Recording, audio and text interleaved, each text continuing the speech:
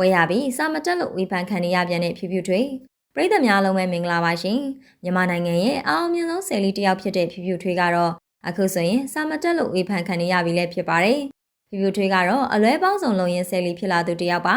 သူကသတင်းတောက်ဘဝမှာအတန်မပါပဲအင်တာဗျူးမိလို့အလုပ်ပြုတ်ခဲ့သူလည်းဖြစ်ပါတယ်အလုပ်မှာလည်းအလွဲတွေလုံးရင်အလုပ်ပြုတ်ခဲ့ရတယ်လို့ကျောင်းကပွဲမှာပါပောက်ကရအကတွေကပြခဲ့ရတာကြောင့်ဆယ်လီဘဝကိုရောက်ခဲ့ရတာလည်းဖြစ်ပါတယ်ဖြူဖြူထွေးကတော့အအောင်မြင်ဆုံးဆယ်လီတစ်ယောက်ဖြစ်တယ်လို့အဝေဖန်ခံရဆုံးလည်းဖြစ်ပါတယ်အမြဲတမ်းပောက်ကရတွေလှုပ်လိုက်ပွဲစုလိုက်ဖြစ်နေတဲ့ဖြူဖြူထွေးကအခုလည်းပောက်ကရတွေပြောလို့ဝေဖန်ခံနေရပြီလည်းဖြစ်ပါတယ်ဖြူဖြူထွေးကမကြခင်ကကျင်းပခဲ့တဲ့အကယ်ဒမီပေးပွဲတက်ရင်ကနေအလွဲတွေလှုပ်လာခဲ့ပြန်တာလည်းဖြစ်ပါတယ်သူကဆယ်လီတစ်ယောက်ဖြစ်ပြီးမဲ့ရုပ်ရှင်ဇာတ်ကားကြီးမှာလည်းပါဝင်ရိုက်ကူးပူပါတယ်ရုပ်ရှင်ဇာတ်ကားကတကားစနကားစရိုက်ရင်းကနေတရုတ်ဆောင်တစ်ယောက်အဖြစ်နာမည်တက်ခံရပြီးအကယ်ဒမီပေးပွဲပါတက်ရောက်ခွင့်ရနေခဲ့တာလည်းဖြစ်ပါတယ်ဖြူဖြူထွေးကတော့အလွဲတွေလှုပ်တတ်သူအဖြစ်နာမည်ကြီးပေမဲ့အကယ်ဒမီပေးပွဲမှာတော့မြင်းသူတကာငေးမောရလောက်အောင်စက်တည်ရှိဆုံးဖြစ်အောင်ဝတ်စားဆင်ရင်လာခဲ့တာလည်းဖြစ်ပါတယ်သူကရွှေအိုရောင်ဝမ်းဆက်လေးကိုလုံလုံချုံချုံနဲ့အလားဆုံးဖြစ်အောင်ဝတ်ဆင်ခဲ့တယ်လို့သူရဲ့အလားကိုပိုပြီးပြည့်စုံအောင်တော်ဝင်သဇင်ပန်းတွေကိုလည်းပန်းဆင်ခဲ့ပါသေးတယ်တော်ဝင်သဇင်ပန်းကိုတော့ပွဲလာတဲ့အမှုပညာရှင်တော်တော်များများကပန်းဆင်တတ်ကြပါတယ်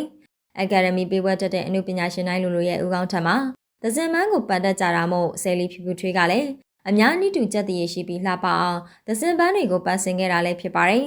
သူများတွေကတော့ဆယ်ကအခန့်20လောက်နဲ့ရင်မီလှအောင်ပန်းဆင်မိမယ်ဖြူဖြူထွေးကတော့အွန်လိုင်းကြီးပန်းဆင်လာခဲ့တာပါသူကိုမြင်တဲ့အမှုပညာရှင်တိုင်းကသူ့ရဲ့ပန်းအလားကိုအားမကြပဲချမ်းလိုက်များကောင်းမော်တင်လာဆိုပြီးစားနောက်ခဲ့ကြတာလည်းဖြစ်ပါတယ်သူများပြောလဲပြောချင်စရာပါပဲဖြူဖြူထွေးရဲ့ပန်းတွေကလည်းတစ်ချမ်းလုံးနှုတ်ပြီးပန်းလာလားမေးရလောက်အောင်အွန်လိုင်းကြီးပါ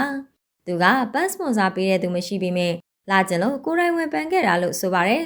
ပရိသတ်တွေကတော့သူ့ရဲ့ပန်းပန်မုံကြောင့်သဇင်ပန်းချက်များပိုင်လားဆိုပြီးလှောင်ပြောင်းနေကြပြီလည်းဖြစ်ပါတယ်ဖြူဖြူထွေးကတော့သဇင်ပန်းအခက်တရားဝယ်ပြီးပန်းဆင်ခဲ့တာပါသူကအခက်တရားဝယ်ယူပြီးပိုင်ရှင်ကအခက်20လက်ဆောင်ပေးခဲ့တာမို့တကောင်းလုံးကိုဖူးဖွေးဖြူနေခဲ့တာလည်းဖြစ်ပါတယ်သဇင်ပန်းအခက်120ပန်းခဲ့တာမို့မျက်နှာတော်ပျောက်တော့မယ့်အထီပါပဲဖြူဖြူထွေးကတော့သဇင်ပန်းအများကြီးပန်းလို့ပြောစရာဖြစ်နေတယ်လို့သူဈေးတွက်ပေးလိုက်တာမို့ပညာမတတ်ဘူးလားဆိုပြီးဝေဖန်ခံနေရပြီလည်းဖြစ်ပါတယ်ဖြူဖြူထွေးကသဇင်ပန်းကိုတွက်ပေးခဲ့ချိန်မှာပိုပြီးကြက်ထားခဲ့တာပါသူကသဇင်ပန်းတစ်ခက်ကို1000ခွဲနဲ့ဝယ်ယူခဲ့တာလည်းဖြစ်ပါတယ်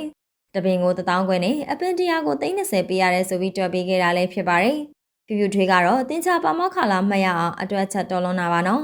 တာမန်ပညာမတတ်ပဲရေးတက်ဖတ်တဲ့သူတယောက်ကိုမင်းရင်အောင်15သိန်းဆိုပြီးတန်းဖြေနိုင်ပြီမယ်သူကတော့တလွဲပါပဲသူက30လို့ဖြေခဲ့ပြီးကာကူလေတာထုတ်ပြီးတွက်ကြည့်ဖို့တောင်လုပ်ခဲ့ပါသေးတယ်ကလေးတယောက်မင်းရင်အောင်မှန်နိုင်တဲ့တွက်ချက်မှုကိုပညာတတ်ပွဲရတယောက်ဖြစ်ပြီးတလွဲတွက်ခဲ့တာလည်းဖြစ်ပါတယ်ပရိသတ်တွေကတော့ဖြူဖြူထွေးရဲ့တွက်ချက်မှုကိုလှောင်ပြောင်တာထက်စာမတက်ပဲပွဲရတာလားဆိုပြီးဝေဖန်ပြောဆိုနေကြပြီလည်းဖြစ်ပါတယ်ပရိသတ်တို့အနေနဲ့ဖြူဖြူထွေးရဲ့အတွက်ချက်စကေးကိုဂုဏ်ပြုပေးခဲ့ကြပါအောင်နော်